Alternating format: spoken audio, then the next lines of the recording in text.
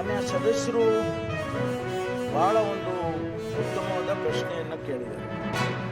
ಈ ಮರಳು ದಂಧೆ ಬರೀ ದೇವದುರ್ಗ ತಾಲೂಕಿಗೆ ಮಾತ್ರ ಸೀಮಿತವಾಗಿ ಇಲ್ಲ. ಈ ರಾಜ್ಯದಲ್ಲಿ ಮರಳು ದಂಧೆ ಆಗ್ತಾ ಇರೋದನ್ನು ನಾವು ಬಹಳ ವರ್ಷಗಳಿಂದನೂ ಕೂಡ ಗಮನಿಸಿದ್ದೀವಿ. ಅದಕ್ಕೆ ಏನೇನು ಸಂದರ್ಭದಲ್ಲಿ ಕ್ರಮ ತಗೋಬೇಕು ಅದೆಲ್ಲ ತಗೊಂಡಿದ್ದೀವಿ.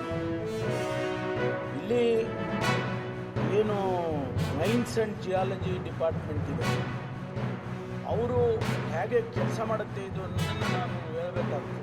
ಮೈನ್ಸ್ ಆ್ಯಂಡ್ ಜಿಯಾಲಜಿನವರು ಅವರ ಜವಾಬ್ದಾರಿ, ಅವರಿಗೆ ಒಂದು ಕಾನೂನನ್ನೇ ಮಾಡಿಕೊಟ್ಟಿದ್ದಾರೆ. ಮೈನ್ಸ್ ಆ್ಯಂಡ್ ಜಿಯಾಲಜಿನಲ್ಲಿ MMRD ಆ್ಯಕ್ಟ್ ಅಂತ ಹೇಳಿ ಒಂದು ಆಜ್ಞೆ ಇದೆ.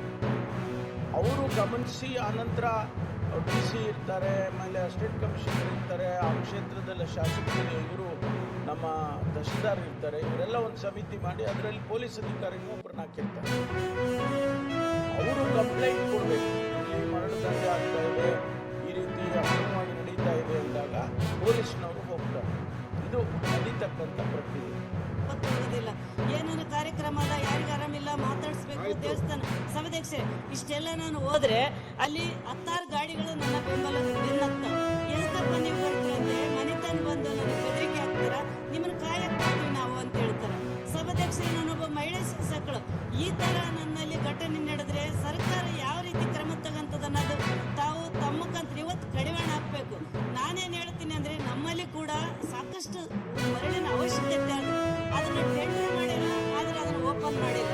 ಇದ್ರ ಉದ್ದೇಶ ಏನಂತಂದ್ರೆ ಅಕ್ರಮವಾಗಿ ಇದರಿಂದ ದೊಡ್ಡ ಕೈಗಳದಾವ ಸಭಾಧ್ಯಕ್ಷರೇ, ಅಕ್ರಮವಾಗಿ ಹೋಗ್ಬೇಕು, ಅದಕ್ಕೆಲ್ಲ ಲಾಭ ಮಾಡ್ಕೋಬೇಕು. ಕನ್ನಂಬಾಡಿ ಕಟ್ಟೆ KRS ಕಟ್ಟಿದ್ದಾರೆ, ನೀರು ತುಂಬಿದೆ, ನಮ್ಮ ಹಳ್ಳಿಗಳು ಭಾಳಷ್ಟು ಮುಳುಗಡೆ ಆದವು ಅಲ್ಲಿ. ಆದರೆ ನಮ್ಮ ಪ್ರದೇಶ ಮಾತ್ರ ಖುಷ್ಕಿ ಪ್ರದೇಶ, ಮಳೆನೇ ಬರೋದಿಲ್ಲ ಯಾವಾಗಲೂ ಕೂಡ.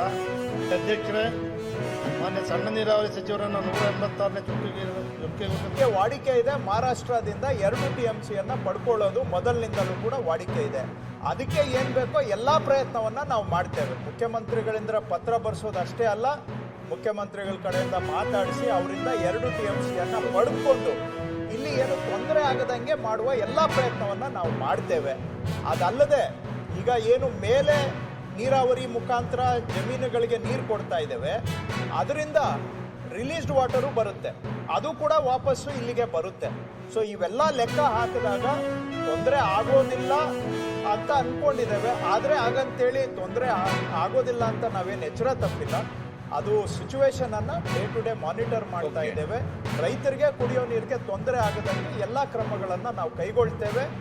ಮಹಾರಾಷ್ಟ್ರದಿಂದ ನೀರು ತಗೊಳ್ಳೋದು ಮಾಡ್ತೇವೆ. ಬಾಕಿ ಇರುವ ಎಲ್ಲ ಗೇಟ್ಗಳನ್ನು ರಿಪ್ಲೇಸ್ಮೆಂಟ್ ಮಾಡೋದಕ್ಕೂ ಕೂಡ ಸರ್ಕಾರ ತಯಾರಿದೆ.